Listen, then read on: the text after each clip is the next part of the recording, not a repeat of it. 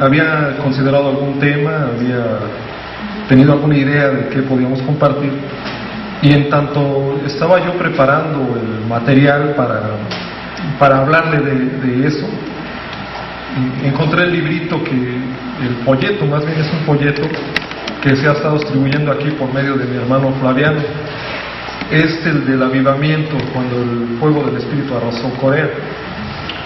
Entonces, pues lo abrí, lo comencé a leer, y créame que si bien es cierto que, bueno, en mi caso, cuando menos, no me ha hablado Dios literalmente como una voz audible, pero sí puedo entender que Dios toca nuestros corazones, que Dios va tocando aún nuestras mentes y va poniendo ideas, va poniendo necesidades.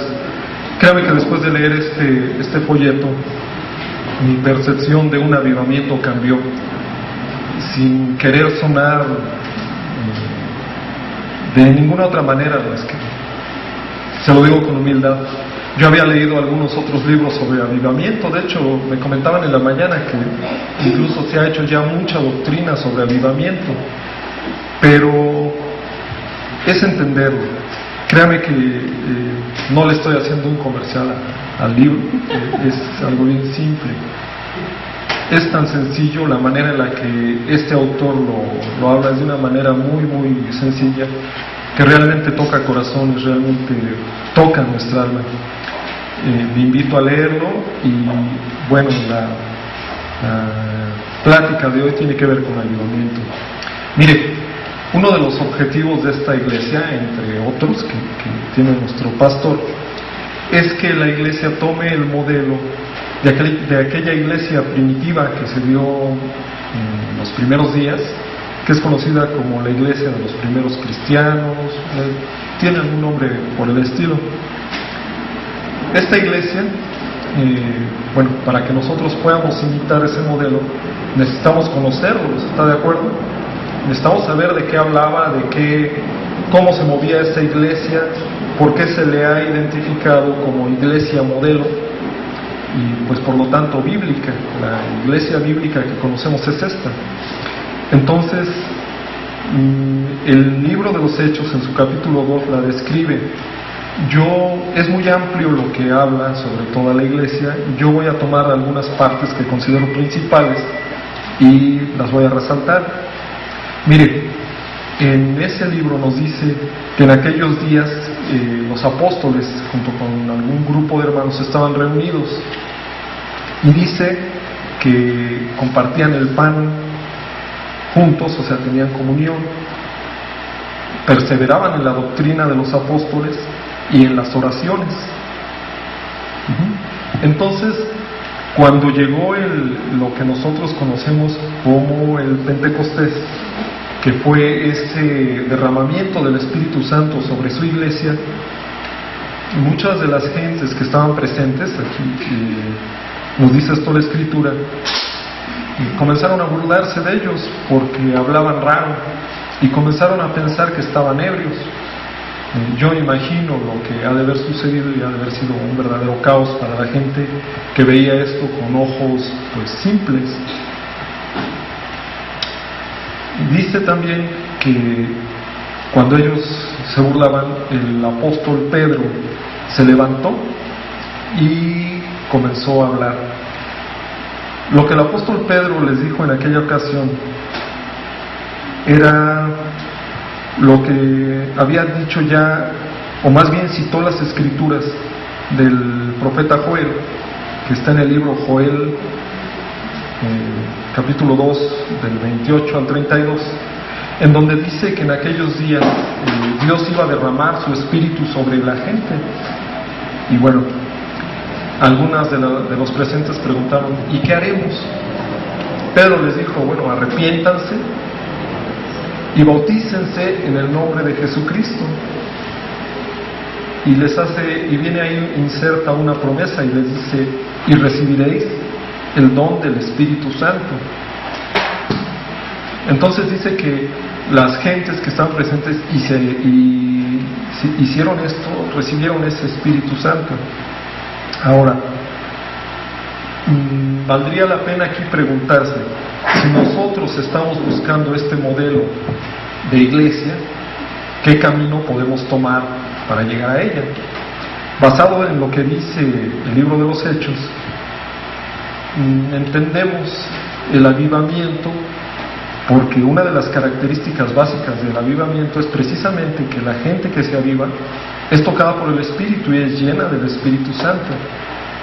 Entonces, yo sé que quizás algunos de ustedes conozcan pues otra vía, ¿no? No sé, no soy teólogo, pero sí entiendo que un avivamiento puede ser básico para que la iglesia alcance esta meta. Ahora, déjeme decirle, miren, a lo largo de la historia ha habido diversos avivamientos, incluso en América se les llamó despertares. Algunos de los principales, por citarle un par de ellos, fue uno que tuvo lugar durante el siglo XVIII en Inglaterra. En este tiempo estaba predicando por ahí John Wesley, y se tomó toda la doctrina de este hombre para que la iglesia se pudiera entrar en este periodo de avivamiento. Otro de ellos fue, usted quizás habrá leído por ahí algún libro que se llama Azusa. Este sucedió en Estados Unidos y fue llevado a cabo mediante, o sea, es Dios el que obra, pero una figura principal ahí fue una gente que ni siquiera era pastor, era un agente del pueblo de raza negra que comenzó a invitar hermanos, comenzaron a hacer lo que dice el libro de los apóstoles, que era perseverar en la sana doctrina, la oración, la comunión, y esto tomó alcances grandes realmente en América en aquellos días. Podríamos citarle otros avivamientos. El punto era tenerlo como marco de referencia. Está el de Australia, Escandinava, Corea, y bueno, se citan muchísimos más. Aquí vale la pena que le comente esto. Mire, yo buscando el tema abrí una página de internet que habla sobre avivamientos y menciona todos estos que le digo y muchos más, y da una mención a algo que a mí me llamó mucho la atención, porque en esa página dice que actualmente la iglesia está siendo avivada por medio de algunos hombres, y nos da nombres así muy gente muy renombrada, ¿no? Como Cash Luna dice, por ejemplo, Alberto Motesi, Morris Cerulo, perdón si estaba mal pronunciado, y nos da algunos otros nombres de predicadores que han cobrado mucha fama a través de esto. Aquí entraría, y es a donde yo quiero ir con este tema, la reflexión al pensar que si realmente como iglesia estamos avivados. Yo sé, podemos tener distintos puntos de vista, yo en lo particular no lo creo. Hablábamos hace un momento de los acontecimientos trágicos en los que está viviendo el país, pero esto no es exclusivo de México, yo creo que lo podemos ver a nivel mundial. Y me pregunto entonces, si el mundo, la iglesia de Cristo está siendo avivada, ¿por qué está sucediendo todo esto? Quizás resulte incongruente, o sea, yo no lo entiendo así. Ahora miren, los avivamientos tienen 4 características principales. Uno es el arrepentimiento de pecados, uno es que comienza una convicción y renovación de la gente en su relación personal con Dios. Hay un interés exaltado sobre los aspectos religiosos, pero el principal de ellos es la llenura del Espíritu Santo. Ahora mire, como avivamiento, le voy a leer un concepto que se da precisamente en una de estas páginas para que podamos entonces tener un marco de referencia. Dice que es un proceso de despertar religioso en algún lugar definido, y que es una acción iniciada por Dios en la que los creyentes oran, se arrepienten de sus pecados y vuelven a una relación santa, llena del Espíritu, obediente y amorosa con Dios.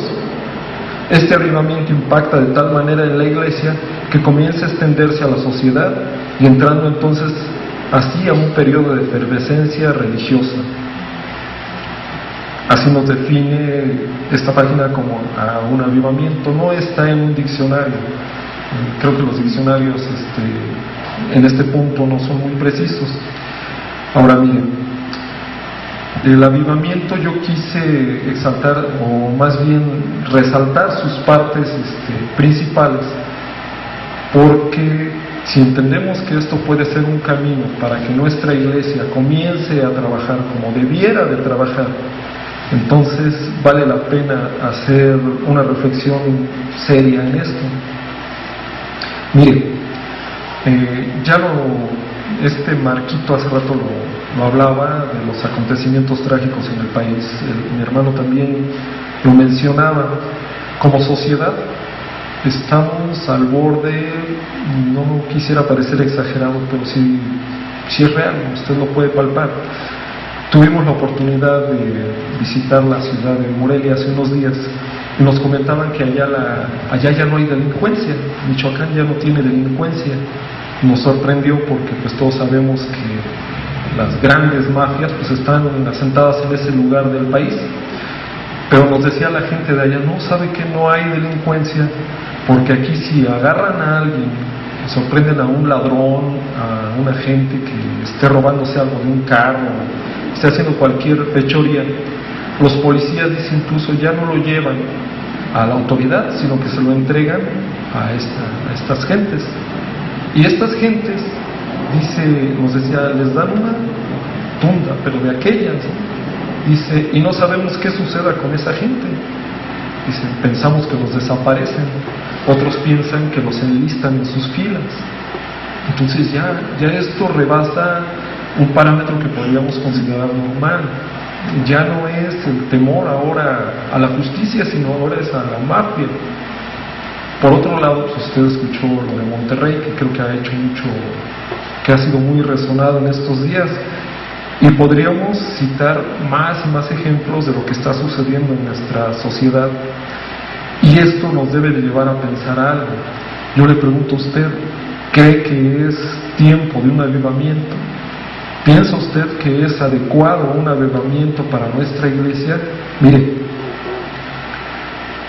la iglesia tiene cierta función en la sociedad. De hecho, en Inglaterra, en aquellos tiempos, le hablo de los años 1870, se vivía una situación muy fuerte. Ellos tenían otro tipo de problemas, eran económicos los problemas, y estaba el país al borde de un colapso ahí entre obreros y patrones. Esto, cuando el avivamiento llegó en este tiempo, le comentaba yo, encabezado ahí por este señor John Wesley, se dice que incluso las gentes dejaron de estar reuniéndose para hacer ese tipo de acciones en contra de él y se pusieron a buscar a Dios, es decir, redireccionaron su camino y pasaron de buscar las cosas mundanas a las espirituales, y cobró auge este avivamiento. Yo no creo que México tenga que ser la excepción. Pienso que Dios puede hacer muchas cosas a través de esto. Ahora mire, en la iglesia, hace rato yo le mencionaba de estos grandes predicadores y que atraen. Usted puede abrir sus páginas en internet, ya todo está en internet, y enfocan el escenario que tienen y no se ve incluso dónde termina el escenario. Mucha gente reunida, se podrían contar, yo creo que por millares. El problema en todo esto es la doctrina. Se pone usted a buscar igual algún tema y pareciera que todo apunta a prosperidad, pareciera que todo apunta a yo de hecho abrí una predicación de uno de ellos y dice que Dios tiene mucho que darnos, y dice, la condición del cristiano es pedir. Entonces usted puede pedir lo que quiera porque está en sus promesas. Y le da la cita bíblica, además de todo esto, le dice en qué lugar de la Biblia, abre su Biblia y se la lee. Y le dice, pidan entonces, la condición es que ustedes pidan. Igual vuelve la pregunta, o sea, ¿sí será así? ¿Estaremos de acuerdo en eso? Mire, la teología, a lo mejor sería muy amplio hablarle acerca de teología de la prosperidad, pero creo que ya todos de alguna manera hemos escuchado algo, y si usted está en esta iglesia no creo que sea por eso. Definitivamente yo creo que esta iglesia se ha marcado como anti esa teología, por así definirlo.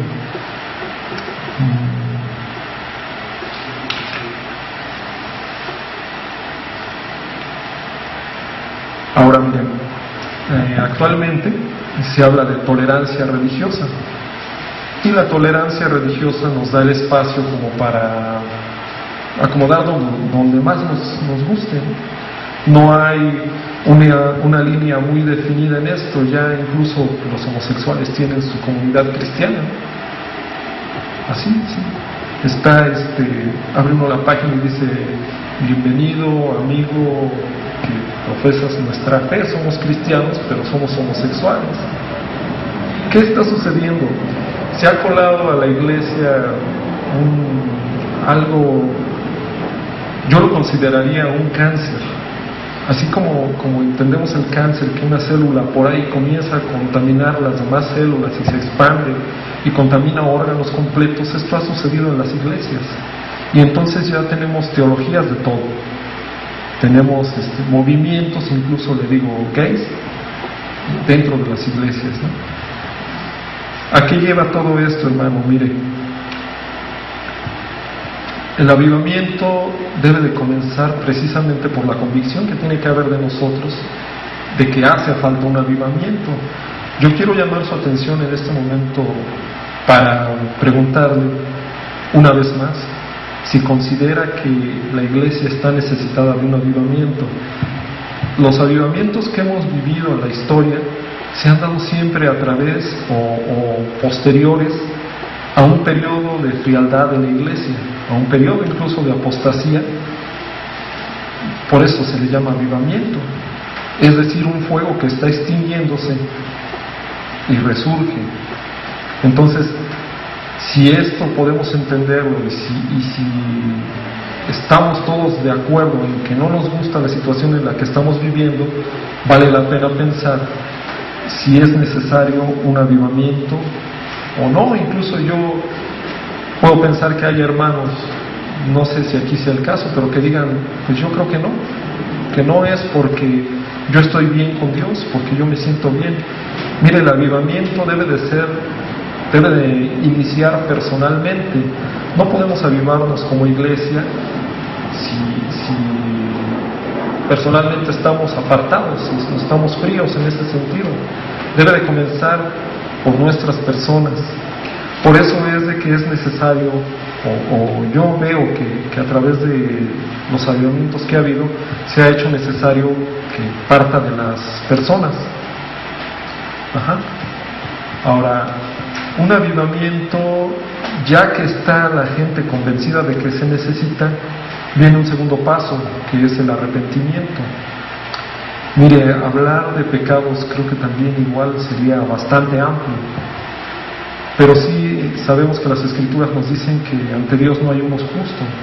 O sea, todos de alguna manera tenemos pecados, si no son de los que se llaman de comisión, que hacemos directamente, sí son algunos de omisión.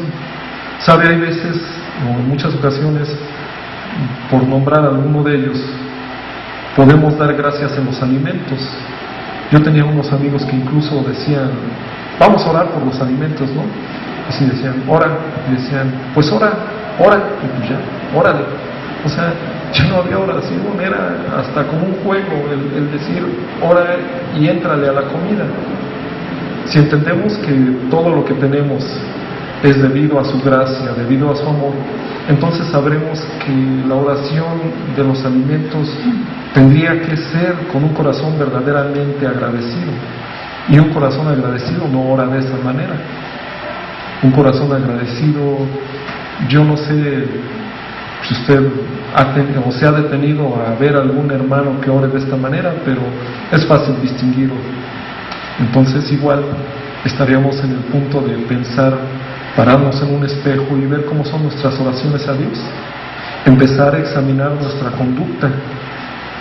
Mire, a veces como cristianos decimos, bueno, somos parte de esta comunidad, ¿no? Y nos hacemos llamar cristianos.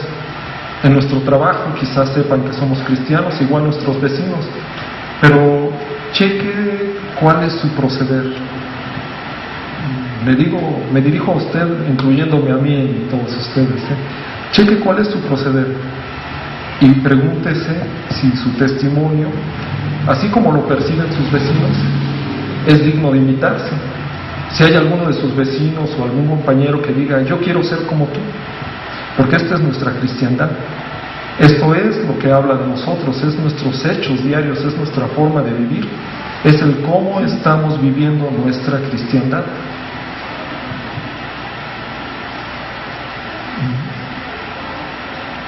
Mire, si la cristiandad la estamos viviendo como debiéramos, valdría la pena preguntarnos, cheque los grandes predicadores, vuelvo otra vez a ellos porque desafortunadamente el mundo nos percibe a través de ellos. Buscando yo también esto, encontré un video de un cantante muy renombrado, que el cristianismo lo tiene como bandera. Sus cantos, no le puedo negar, hay cantos muy hermosos, y sin embargo lo veo en un video entregándole un premio Billboard, algo así se pronuncia, a un cantante mundano, y todavía encima de eso felicitándolo por su trayectoria artística. Si usted oye las canciones de este cantante mundano, se llama Daddy Yankee, se hace llamar, creo que canta reggaetón canta, y pues bueno, es una pena por el pobre hombre, porque podemos decir que quizás no sepa ni lo que está cantando, pero le pregunto en el caso de este cantante cristiano, si sabe a quién está felicitando y sabe qué está fomentando. Esos somos, así es como nos percibe el mundo, condescendiendo con él. No quiere decir que nos tenemos que apartar. De hecho, Dios nos manda entre ellos a hablarles, ¿sí?, a predicarles, pero no imitando sus obras, pero no condescendiendo con ellos, pero no abrazándolos y decirles felicidades.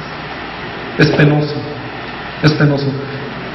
Si esto pasa con una gente que debiera cuidar su apariencia por testimonio a los demás, imagínense qué debe de suceder con nosotros, ¿Qué debiera de suceder con usted, que en su trabajo, le repito, saben que es cristiano? ¿Cuál debe de ser su testimonio? ¿Qué debiera de suceder con nosotros, con nuestros vecinos, con nuestros amigos? ¿Cómo debiéramos de comportarnos? En mucho tiempo, yo le puedo decir que bueno, yo asistí a otras iglesias y en algunas de ellas sí se practicaba abiertamente esta teología de la prosperidad.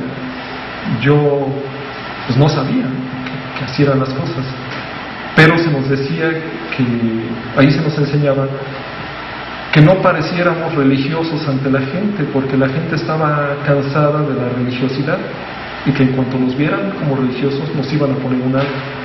Entonces decían, ustedes háblenle como ellos hablan y acérquense como ellos son, y de esa manera los van a ganar. Podemos quizás buscar no parecer tan cerrados en esto, pero sí valdría la pena las reflexiones. ¿Sí debemos hablar como ellos hablan? ¿O sí debemos conocer de lo que ellos hablan para entonces poder predicarles, para poder hablarles?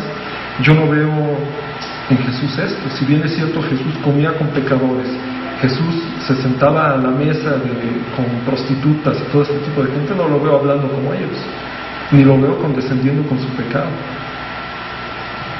Ahora mire, después de nuestra conducta viene nuestra conversación. Si aún con el mundo es difícil, véanlo, mire, ¿cuál es el tema de conversación entre cristianos? Cuando nos reunimos, ¿qué hablamos? Es decir, le decimos al hermano, ¿cómo va prosperando tu alma? ¿Cómo vas en las cosas del Señor? ¿O nos dedicamos a criticar al pastor o al hermano que predicó hace 8 días? ¿No? ¿Qué es lo que hablamos entre cristianos? ¿Cómo nos referimos uno al otro? Es decir, estamos preocupados, tu hermano de la izquierda, por cómo lleva su vida el hermano de la derecha. No en un sentido de meternos en su vida, sino en el sentido de decir, ¿estás avanzando, hermano? ¿Estás estudiando? ¿Estás leyendo? ¿Entendiste la predicación? ¿De qué se nos habló? A veces hablamos de todo, excepto de las cosas que debiéramos como cristianos.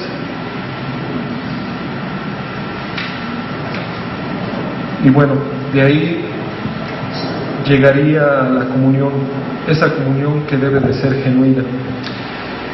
Y vale la pena igual preguntarlo. Todo esto tiene que ser a modo de reflexión. Si esto no sirve para pensar, entonces, pues, no sé, lléveselo como una predicación más, como un domingo más, y no pasará de ahí. Mire, la comunión genuina con Dios, con su Espíritu Santo, con su Hijo Jesús, tiene que ver precisamente con que su alma, su espíritu, esté avivada. Si no está avivada es difícil tenerlo. Póngase a pensar cuánto tiempo hace que no se levanta temprano por la mañana y tiene ese deseo de orar, dobla sus rodillas, hace lo propio. Creo que actualmente, digo, yo sé que hay sus excepciones, que quizás este sea solo mi caso y por eso estoy hablando, pero mire, normalmente nos paramos en la mañana con el tiempo muy contado. La ciudad es víctima de este tipo de cosas. Vivimos con un tiempo muy limitado y casi tenemos horarios así de como 6 horas para dormir, una para arreglarte, una para llegar a tu trabajo, tantas horas de trabajo, llegas a tu casa y lo mismo. Le pregunto cuánto tiempo tiene que usted no se siente en compañía así, de que pueda abrazar al Espíritu Santo, de que pueda decir, puedo hablar con Él como estoy hablando ahorita, estoy hablando con usted, y que no pensemos que el Espíritu Santo pues se está durmiendo, ¿no? Que podamos sentirlo, que podamos tocarlo, que podamos vivirlo.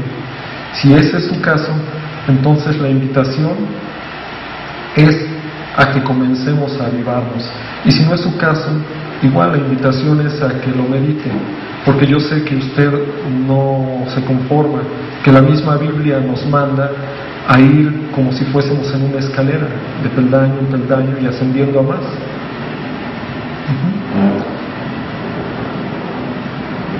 Ahora, encuentro un obstáculo para todo esto. Cuando nuestro corazón está lleno de soberbia, difícilmente vamos a poder admitir que tenemos un tipo de fallas como estas. Difícilmente vamos a poder pensar en reflexionar. Un corazón lleno de soberbia está lejos de Dios. Nos lo dice, si quiere buscar la cita en 1 de Pedro, capítulo 5, verso 5.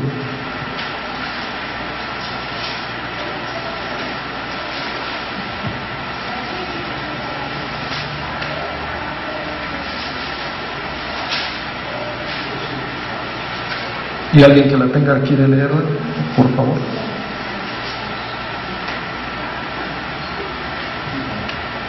Igualmente, jóvenes, están sujetos a los ancianos, y todos sumisos unos a otros, revestidos de humildad, porque Dios resiste a los soberbios y da gracia a los humildes. ¿Sí? Creo que para ninguno de nosotros es una novedad pensar o saber que Dios resiste a los soberbios, ¿no? Hay proverbios, hay muchas escrituras que nos hablan de esto. Pero en sí ya el creernos justos, el creernos que podemos hacerlo, ya habla de cierta soberbia. Es decir, tenemos que buscar a Dios de una manera humilde. Mire, hay un obstáculo fuerte en una comunión genuina con Dios, y es algo que yo le llamo conciencia cauterizada.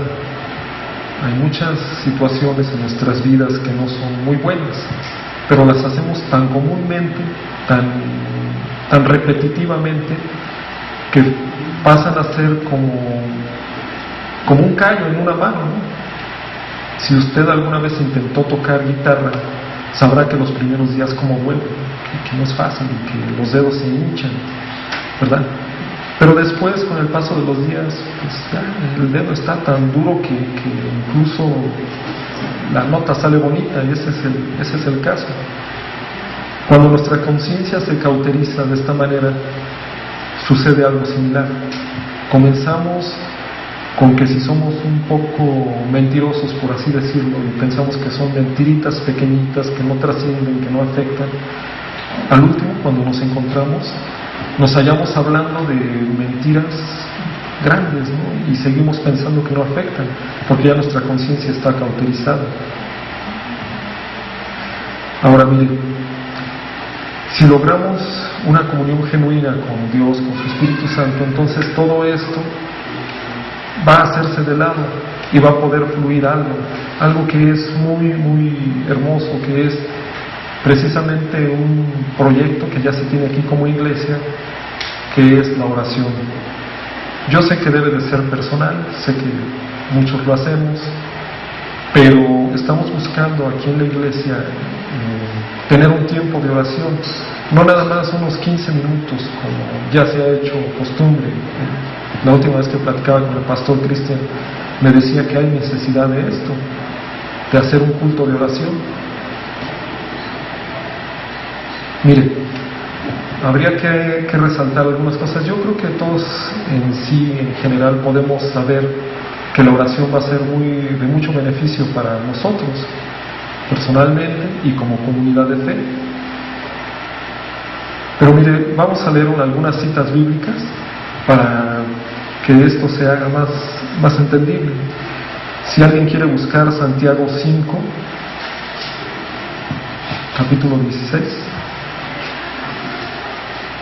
verso 16, perdón.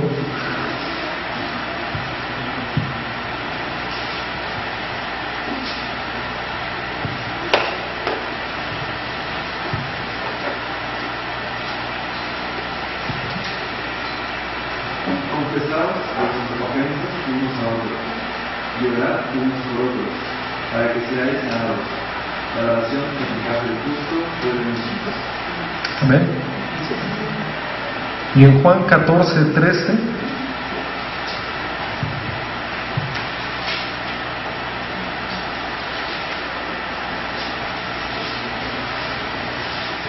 todo lo que pidiereis al Padre en mi nombre lo haré, para que el Padre sea glorificado en el Hijo.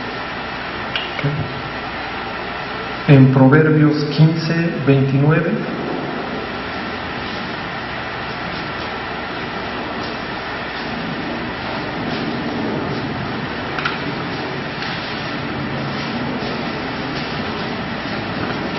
Jehová está lejos de los impíos, pero Él oye la oración de los justos. ¿sí?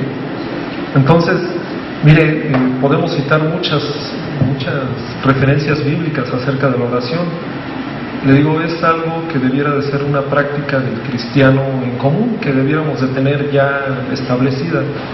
Yo no sé si usted la tiene, si en su casa la tiene.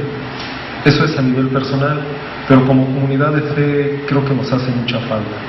Entonces, en el transcurso de la semana se le va a enviar de aquí de la iglesia un correíto en donde estamos buscando que podamos acudir todos a esa reunión. Por eso estamos proponiendo que por medio de ustedes salga una propuesta de algún día y algún horario. Tentativamente lo habíamos planeado el viernes por la noche, que es el tiempo en el que usted ya se desocupó, o la mayoría ya se desocuparon de sus actividades y pueden darse un tiempo a la oración. Mire, para concluir con este tema, podríamos pensar que decir, bueno, ¿estamos de acuerdo que el avivamiento sería bueno? Sí, yo creo que todos dirían que sí. ¿Estamos de acuerdo en que nos puede servir? Sí. ¿Y qué diríamos? Pues vamos a avivarnos, ¿no? Pero no, el problema es de que no es por ahí, no está en el hombre el poder decir, pues me avivo y ya. Eso es don de Dios. Eso tiene que ver con una actitud del Señor. ¿Alguien quiere leer Efesios 2, del 8 al 9?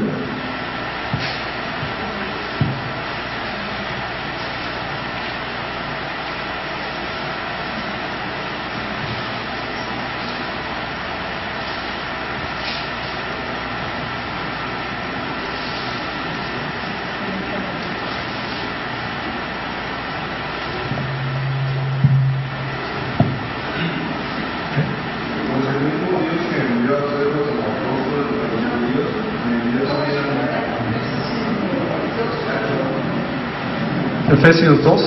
Porque por gracia sois salvos por medio de la fe, y esto no de vosotros, es don de Dios, no por obras para que nadie se glorifique.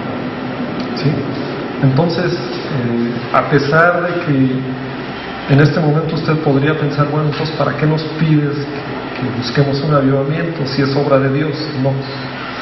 El buscar que nos convenzamos de la necesidad de un avivamiento es porque precisamente mediante la oración podemos decirle como al Señor, como nos dice Habacuc 3:2. Yo se lo leo si quiere y lo busca usted. Dice: oh Jehová, aviva tu obra en medio de los tiempos. ¿Sí? La reunión de oración, entre otras metas, tiene por objeto esto: pedirle al Señor que sea bienvenido. Yo lo juro. Pedirle al Señor que sea Él el que avive su obra, que sea Él quien ponga en el corazón de cada uno de nosotros esta necesidad. Le comento, tiene que ver con arrepentimiento previo, tiene que ser seguido por oración, y el Señor concederá lo que haya que conceder. Amén. Antes de dejar este espacio, hermano, quiero pedirle que me ayude a hacer una oración. El mensaje, que será muy breve, era con la idea de enmarcar un avivamiento, precisamente buscando que Dios comience a poner esto en nuestros corazones. ¿Ven? Entonces vamos a orar. Si gusta, incline su rostro, cierre sus ojos. Padre, te alabamos, Señor, y te damos gracias. Bendecimos tu santo nombre, Señor, y te decimos que nuestro corazón está agradecido porque tú, Señor Santo, nos has permitido el día de hoy estar aquí. Que a pesar de todos los tropiezos y conflictos que tuvimos para llegar, eres tú, bendito Dios, quien pone en el hombre el querer como el hacer. Y nosotros en este momento, Señor, como comunidad de fe, queremos pedirte que seas tú, Señor Santo, poniendo la convicción en la mente de mis hermanos. Que seas tú, Señor, haciendo tu obra en medio de nosotros, porque está visto que como hombres nada podemos. Que seas tú, Señor, quien nos redarguya de pecado, que nos quite, Señor, toda maldad y toda forma mala de ver las cosas, y que entonces, Padre, seas tú quien esté avivando su obra. Mira, Señor, y ten compasión de este pueblo. Ve cuánta necesidad hay de ti, Señor. Míranos como sociedad, cómo estamos destruyéndonos, cómo vamos directamente hacia un mal camino, hacia un mal fin. Y haz misericordia de este pueblo, Señor, porque te estamos buscando con un corazón adelante. Te estamos buscando, Señor, con todas nuestras fuerzas. Y si no eres tú quien haga la obra, entonces ¿quién, Señor? Padre Santo, te alabamos, Señor, y te damos gracias. Bendecimos tu santo nombre, en el nombre de Cristo Jesús. Amén.